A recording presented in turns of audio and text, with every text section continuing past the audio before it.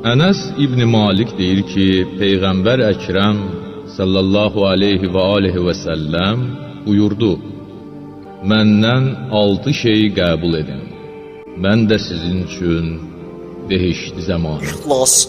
Birincisi, danışanda yalan deməyin. İkincisi, vədə verəndə vədənizə xilaf çıxmayın. Üçüncüsü, əmin olub bir şeyi əmanət alsanız, ona xəyanət eləməyin. Dördüncüsü, gözlərinizi haramdan qoruyun. Beşincisi, övrətlərinizi haramdan qoruyun. Altıncısı isə, əllərinizi və dillərinizi haramdan saxlayın. Bu hədisdə 3 şey qadağan olunub, 3 şey isə əmr olunub. Əmrlərdən biri gözü haram şeylərdən yummaqdır.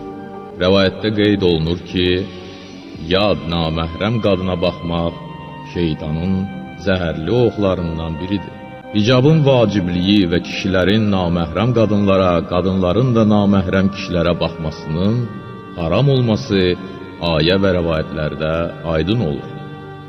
Səffan İbn Yəhya mərfu şəkildə nəql edir ki, İmam Cəfər-i Sadiq əleyhissalam buyurur: Məlun şeytan deyir ki, mən 5 şəxsə yol tapa bilmərəm, ancaq onlardan qalanı mənim ovcumun içindədirlər. Onları istədiyim kimi aldada bilərəm. Birinci şəxs, sidq niyyətlə Allaha pənah aparan və bütün işlərində ona təvəkkül edən şəxsdir. İkincisi, gecə-gündüz Allaha çoxlu təsbih deyən şəxs. Üçüncüsü, özü üçün bəyəndiyini öz mömin qardaşı üçün də bəyənən şəxs. Dördüncüsü, müsibət üz verəndə ahzar etməyən şəxs. Əbdülmömin Ənsari deyir: İmam Musa İbn Cəfər əleyhissalamın yanına getdim. Məhəmməd İbn Abdullah Cəfəri də o həzrətin huzurunda idi. Ona baxıb təbəssüm etdim. İmam buyurdu: Onu çox istəyirsən? Ərz etdim: Bəli, onu sizin xatirinizə çox istəyirəm. Həzrət buyurdu: O sənin qardaşındır. Mömin, möminin qardaşıdır. Hərçənd ata-anadan ayrı olsalar da. Sonra buyurdu: Məlundur öz qardaşını müttəhim edən şəxs. Məlundur öz qardaşını aldadan şəxs. Məlundur öz qardaşına nəsihət verməyən şəxs. Məlundur öz qardaşının qeybətini edən şəxs. Hər kəs ruzisinin bol, ömrünün uzun olmasını istəyərsə, gərək öz qovm əqrəbası ilə gediş-gəliş eləsin. Onlara baş çəksin, çatışmamazlıqlarını, çətinliklərini həll etsin.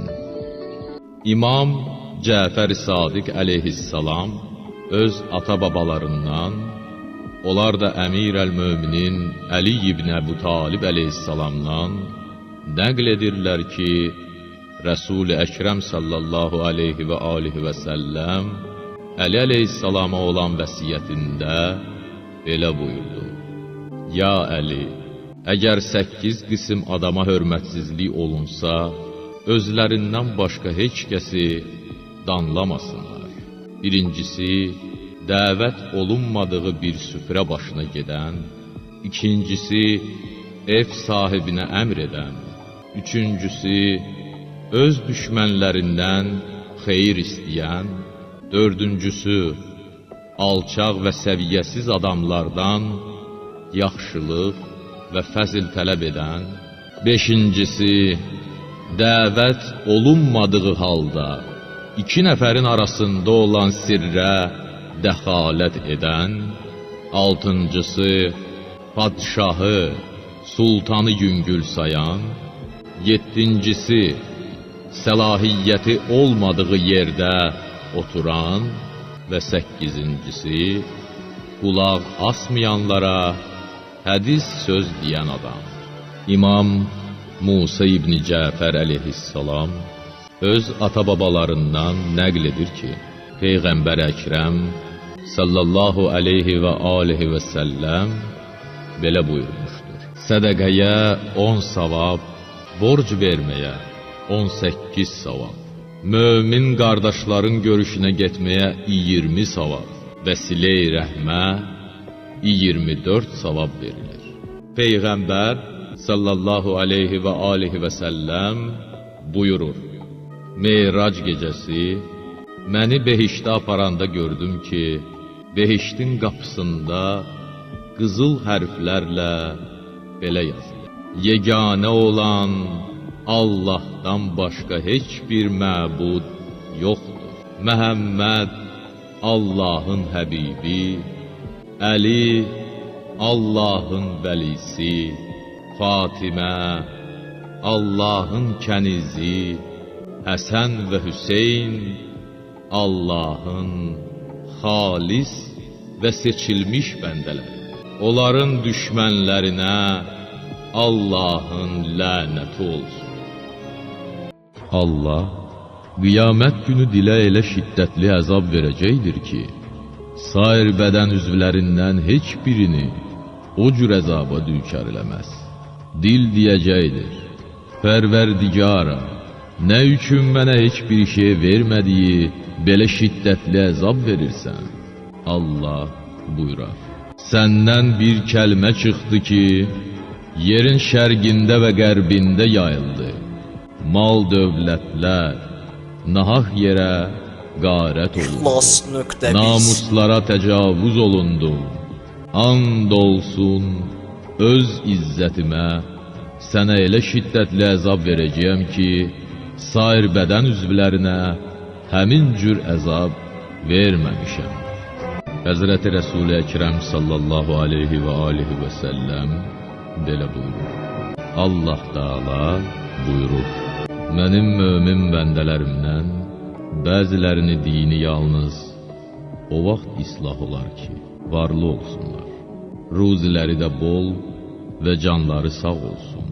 Mən onlara var dövlət, ruzi bolluğu və salamatlıq verməklə imtihan edirəm.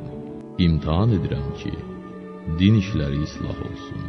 Mömin bəndələrimdən bəzilərinin dini işləri yalnız o fəqirlik, yoxsulluq, zillət və xəstəliklə islah olur. Mən də onları fəqirlik, yoxsulluq, xəstəlik və zillətlə imtihana çəkib, dini işlərini islah edərəm. Mən mömin bəndələrimin dini işlərini hansı yolla islah olacağını hamıdan yaxşı bilərəm. Mömin bəndələrimdən bəziləri mənə ibadət etmək üçün həddindən artıq səy göstərir. Gecələr yuxusunu özünə haram edir, şirin və rahat yataq yerindən durur və gecə ikən mənə ibadət edirlər. Bu yolda öz nəfslərini danlayırlar. Lakin mən bir-iki gecə onları yuxuda saxlayıram ki, gecə durub ibadət edə bilməsinlər.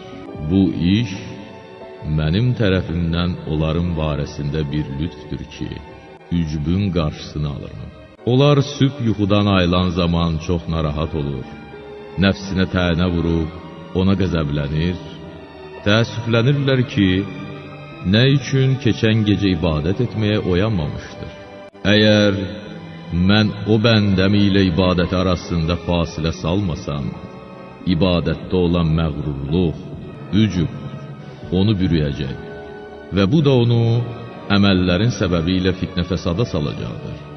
Nəticədə özündən, nəfsindən razı olub belə güman edəcəkdir ki, bütün ibadət edənlərdən üstündür və ibadətdə təqsir həddindən keçmişdir.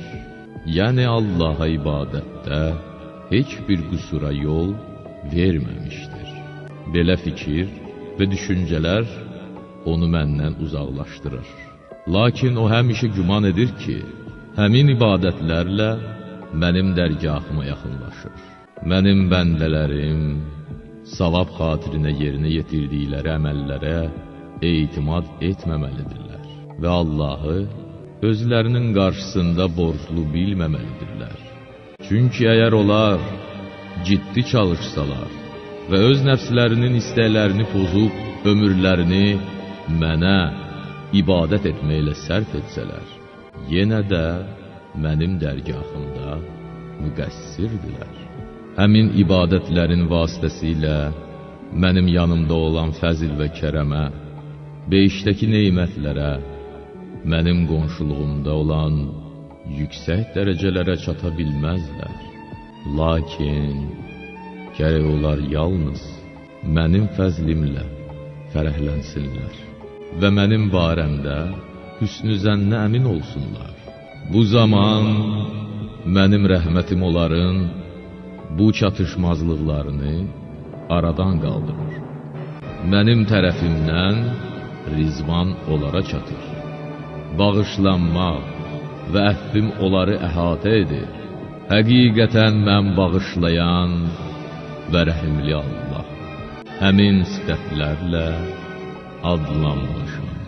İmam Məhəmməd Baqir əleyhissalamdan rəvayət olunub ki, Həzrət Əmir əl-Möminin Əli ibn Əbu Talib əleyhissalam buyurur: din 4 şəxsin vasitəsilə durar, möhkəmlənər.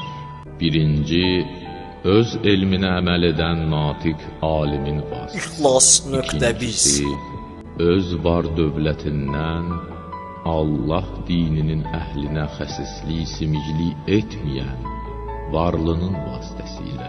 Üçüncüsü, öz axirətini dünyaya satmayan, dünya ilə dəyişməyən yoxsulun vasitəsilə.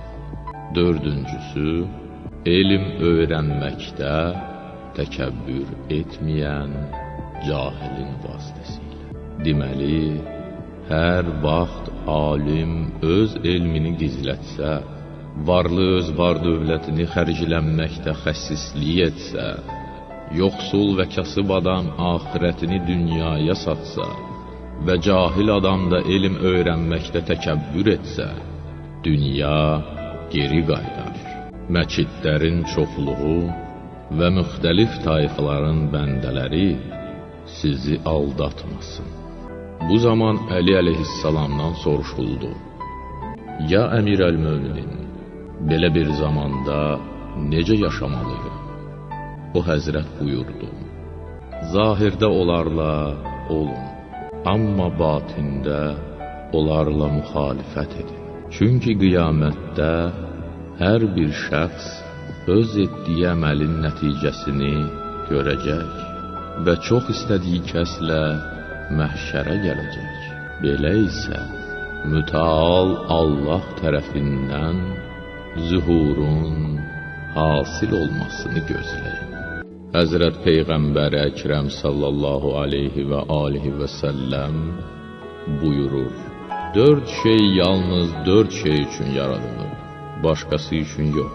Birincisi, mal dövlət yığıb saxlamaq üçün deyil, infaq, ehsan eləmək üçün yaradılır. İkincisi, elm yersiz mübahisə eləmək üçün deyil, əməl etmək üçün yaradılır. Üçüncüsü, bəndə ömrünü və gününü xoş keçirmək üçün deyil, ibadət etmək üçün yaradılır. Dördüncüsü, dünya imarət üçün deyil, ibrət almaq üçün yaradılır. Həzrəti Peyğəmbər sallallahu aleyhi və alihi və səlləm buyurub, Allah Taala buyurmuşdur: hər kəs mənim dostumu təhqir eləsə, özünü mənimlə müharibəyə hazırlaşmışdır. Mənim bəndəmin yerinə yetirərək dərgahıma yaxınlaşmaq istədiyin ən sevimli şey budur ki, ona vacib etdiyim fərizələri yerinə yetirsin. O, müstəhəb namazların vasitəsilə mənim dərgahıma o qədər yaxınlaşa bilər ki, mən onu sevim. Əgər onu sevsəm, mən onun eşidən qulağı, hər şey gördüyü gözü ilə danışdığı dili olarım. Belə bir bəndə dua edib məni çağırsa, duasını qəbul edər. Əgər məndən bir şey istəsə, əta edərəm. Mən heç bir şeydə müminin canını almaq qədər tərəddüd etməmişəm. Çünki o, ölümü xoşlamır. Mən isə onu qəmgin eləmək istəmirəm.